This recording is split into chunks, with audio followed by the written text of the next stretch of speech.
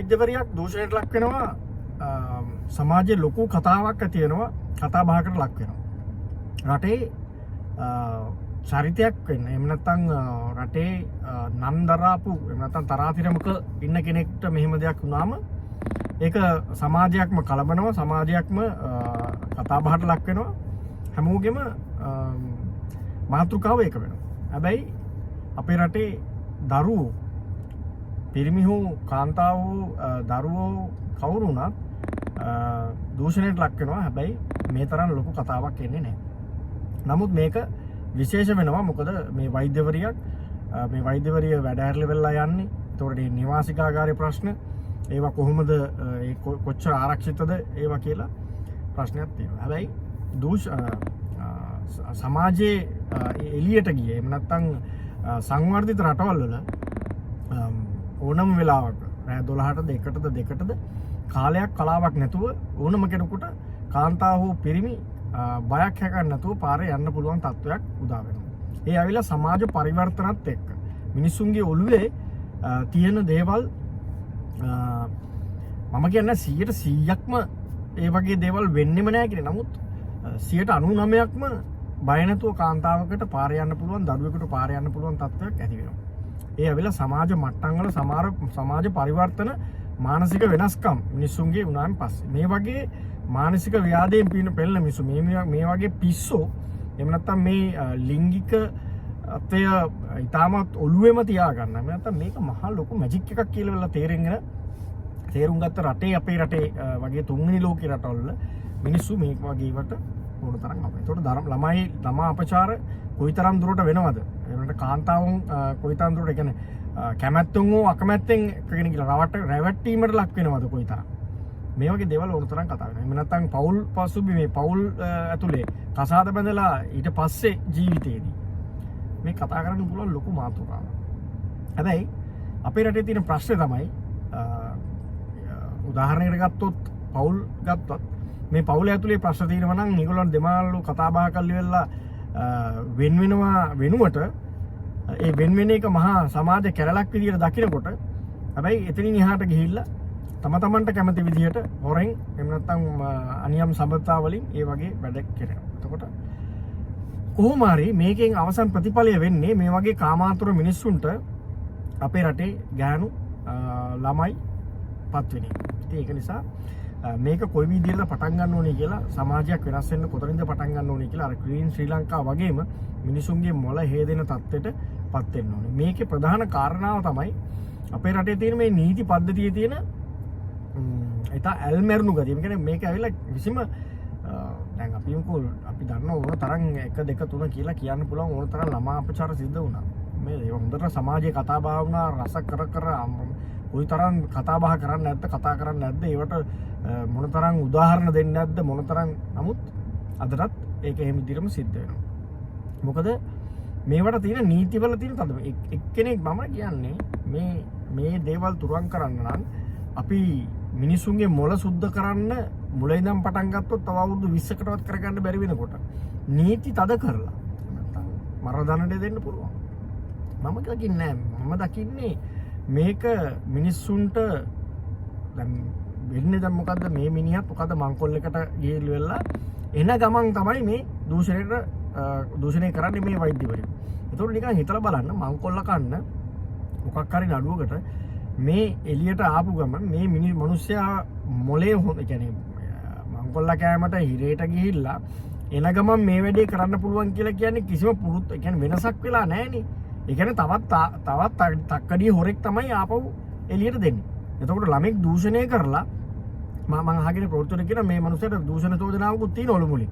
එතකොට දූෂණයකට ලක් වෙලා ඒ මිනිහව ආයේ සමාජගත කරනවා නම් ඒ සමාජගත කරන්නේ ඒ දූෂිත මනුස්සයම නම් මේ රටේ මේ නීතියෙන් ඇති වැඩක් නැහැ. මේ නීතියෙන් ඇති වැඩක් නැත්නම් මොකද නීතියට යටත් වෙලා අපි කියමුකෝ දඩයක් ගැහුවා කියලා. එහෙම නැත්නම් මාස 6ක් අතක් කිරිය දැම්මයි කියලා. මාස 6ක් අතක් කිරිය දාලා රජයෙන් කන්න දීලා මොනවා හරි කන්න දෙනවනේ මුන්ට. ඒ කන්න දීලා ආපහු දාන්නේ තක්කඩි හොරෙක් නම් පල් දූෂකෙක් නම් මොකටද මේ නීතිය? මේ නීතියෙන් රටට ප්‍රයෝජනයකුත් නැහැ, උන්ට ප්‍රයෝජනයකුත් නැහැ. ආපහු නඩු ගොනුවක් එකතු වෙන එක විතරයි සිද්ධ වෙන්නේ. ඒක නිසා මේ නීති තද වෙන්න ඕනේ. මේ දූෂිතයන්ට, මේ මද්ද්‍රව්‍ය ජාවාරම්කාරයන්ට මේවා ලිහිල් වෙලා තියෙන තාක්කල් උන්ට පුළුවන් උන් කරන හැම දෙයක්ම ඒ විදිහටම කරගෙන යන්න. මේ ලොකු අල්ලන් ඉන්නේ ඇතුලේ දාලා ඉන්න ඔය මහා පරිමාණ කුඩු ජාවාරම්කාරයෝ කියන උන් ඇතුලට ගිහිල්ලා ඒ ඇතුලේ හොඳින් බන්ධනාගාරයේ සේවය කරන සේවක මහතුරුන්ටත් අල්ලසක් දීලා වුණත් ඒකට ප්‍රයෝග කරනවා. මිනිස්සු වෙච්චාම පුතඥයෙක් කියලා කිව්වන් පස්සේ අපිට ඉතින් කතා කරන්න පුළුවන් නේ.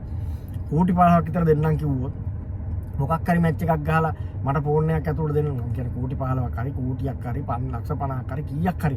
එතකොට සල්ලි වලට තමන්ගේ ප්‍රශ්නත් එක්ක ඉන්න ජීවත් වෙන මිනිස්සුන්ට සල්ලි වලට ඇඹරෙන තත්ත්වය වැඩි වෙනවා. එතකොට නීතියේ හිල් තියෙනවා නම් මේක කරගෙන යන්න පුළුවන් නම් ජේලවලට ඇතුළට යන්න කරදරයක් නැතුව යන්න පුළුවන් නම් ඒව අරගෙන ගිහිලි වෙලා හිතුමනාපට මිනිස්සුත් එක්ක කතා කරලා ඒව කරගන්න පුළුවන් තත්ත්වයක් ඇති වෙලා තියෙනවා නම් ඇතුලේ CCTV ප්‍රමාණවත් විදිහට වැඩ කරන්නේ නැත්තම් ඒවා මොනිටර් කරන්න යම්කිසි කණ්ඩායමක් නැත්තම් ප්‍රශ්නේ අඩුයිනේ.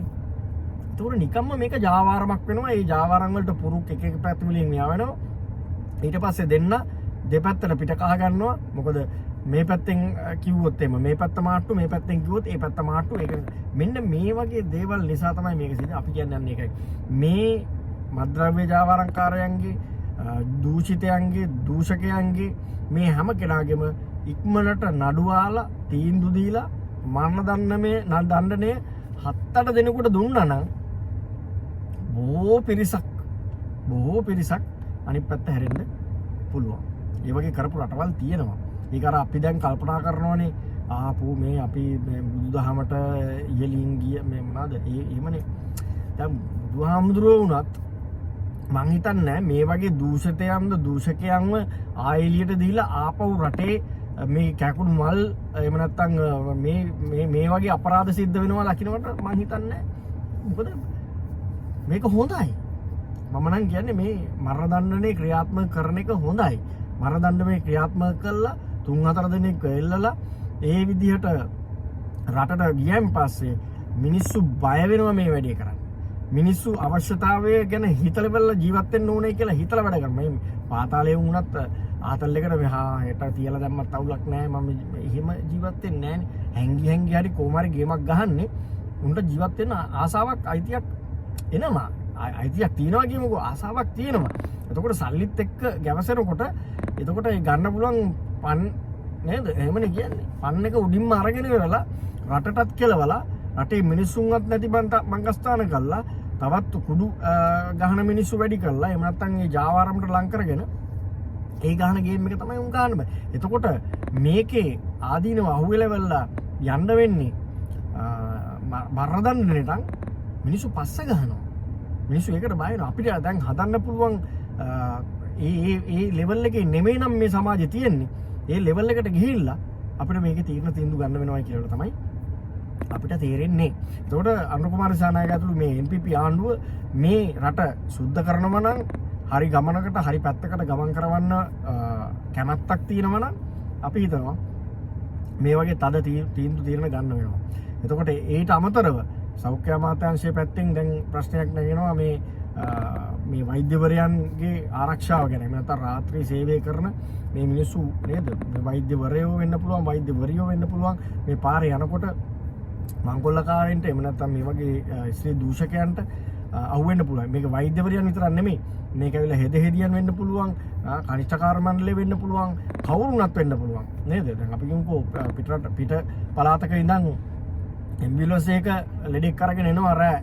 එතකොට ඒ ලෙඩත් එක්ක කාන්තා ලෙඩෙක් නම් ඒ කාන්තා හෙදියන් එහෙම නැත්නම් ඒ සාතු සේවකයන් එන්න ඕනේ, සේවිකාවන් එන්න ඕනේ. ඒ ඇවිල්ලා මේ මිනිස්සු ආපහු යනකොට මේ මිනිස්සුන්ට තියෙන ආරක්ෂාව මොකක්ද? මේ මිනිස්සුන්ට තියෙන ගමන් පහසුකම් මොකක්ද? මේ මිනිස්සු මේ සම්බන්ධ ලොකු කතාවක් ඇති වෙන්න ඕනේ කියලා අපි බලාපොරොත්තු වෙනවා. ආරක්ෂක දැන් මේ മന്ത്രിවරුන් ඉන්න ගොබ්බෙවුන්ට මේ ඔය එහෙමින් මේ නේද පොලිසිය දෙනවද ආරක්ෂාව දෙනවද කියලා කතා වෙන මේවා කවානුවේ මේ මිනිස්සුන්ට මොකද්ද තියෙන ආරක්ෂාව කියලා කතා කරන්න ඕනේ මාතෘකාවක් ඇති වෙලා තියෙනවා රට ඇතුලේ. ඒක නිසා මේ දරුවන්ට මේ කාන්තාවන්ට මේ සිදුවෙන හිංසන, තාඩන, පීඩන මේවා ගැන අපිට කතා කරන්න සිද්ධ වෙනවා. මොකද මේක හොදලා සුද්ධ කරන්න පුළුවන් තත්ත්වයක් නෙමෙයි අපේ රටේ තියෙන මිනිසුන්ගේ. මේ වගේ දූෂකයෝ ඕන තරම් මාන බලාගෙන ඉන්නවා. තමන්ගේ වාරය, තමන්ගේ chance එක එනකන් මේ වගේ වැඩ කරන්නේ. ඒක නිසා මේක ඉතාමත්